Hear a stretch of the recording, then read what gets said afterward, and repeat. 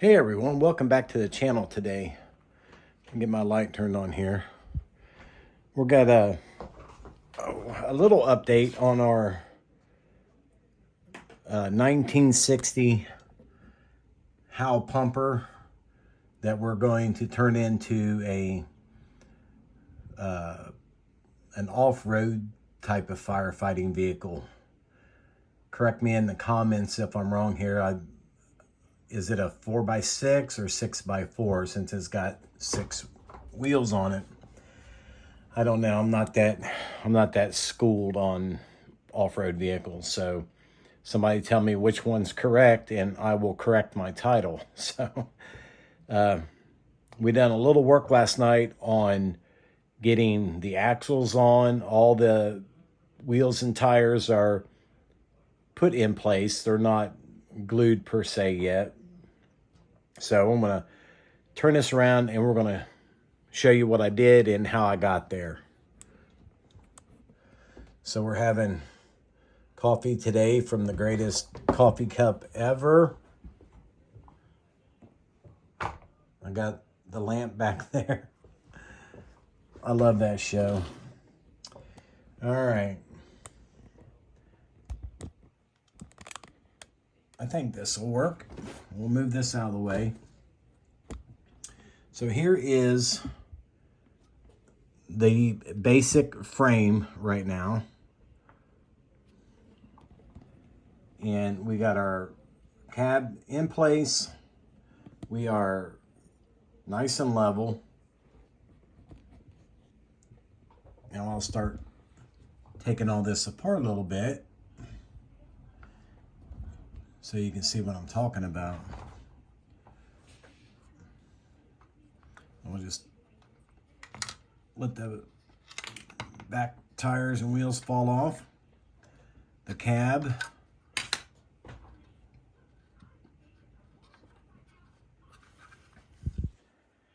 I put, let's zoom in here a little bit. I put these pieces of styrene rod in here in the actual holes that align the cab to the kit frame, but that just so happened to be exactly where this slammer chassis fit. So that helps me get my alignment. I'll pull that guy off. Let me see, we still have our movable front end, but we still have some more work to do on the cab. Here's our rear wheels and tires. Here is the supplied rear end that comes with the slammer chassis, and you can see all the white styrene that I added.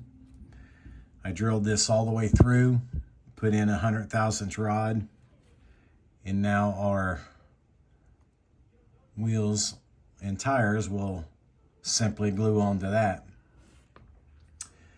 The white styrene that you see,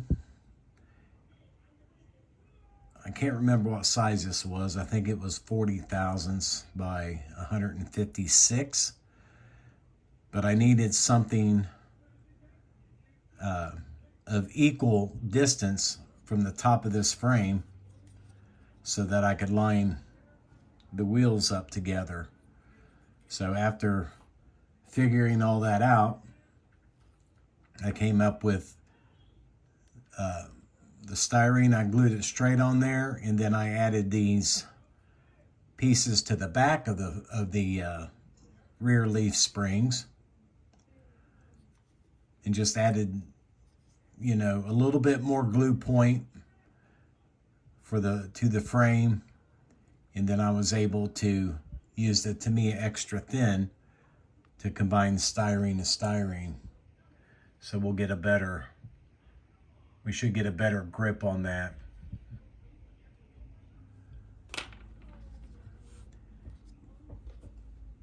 I'll get these back on. Well, the back of the rear wheels had a knob on the back of them. I clipped that off because I didn't want them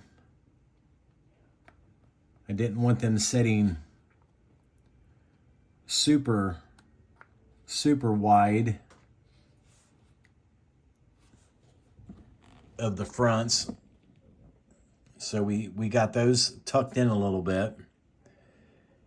And, you know, like I said, it sets nice and flat now. It's level.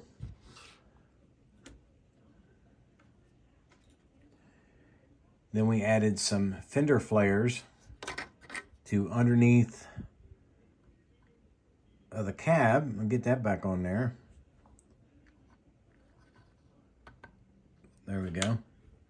So that the wheels have a nice looking, you know, they're stuck out just about right.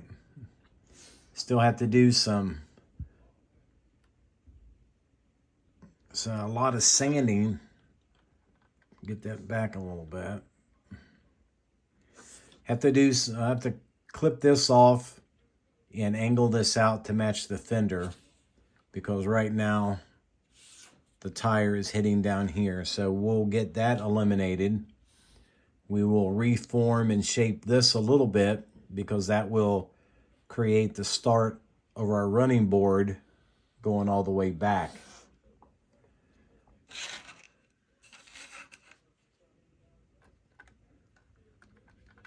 So for now, you know, I'm happy with, you know, just the simple fact that we got it together. We got to do some more sanding on that front axle where I added the styrene to it, because I had to cut it in the middle and take a little bit off each side and glue it back together. And the styrene is on there because I glued the styrene to 1/2 of what I cut. And once that was set up and cured, I was able to put the other piece right back in place so they had perfect alignment, so that the axle wasn't, you know, canted one way or the other. It all lined back up. So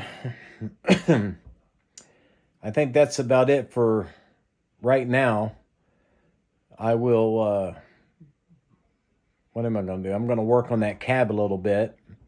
I thought about maybe disassembling these wheels and tires and taking those wheels outside and giving them some primer today. It's a pretty nice day out there, and we might be able to shoot some paint on those later.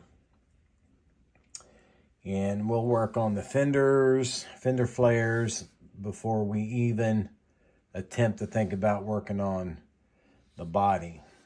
Of course, all that starts with this guy drawing it out and checking measurements and all that stuff. So with that being said, everyone, thanks for watching. And like I said, let me know, do I call it a 4x6 or a 6x4?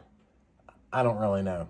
So with that being said, I'll see you all in the next video.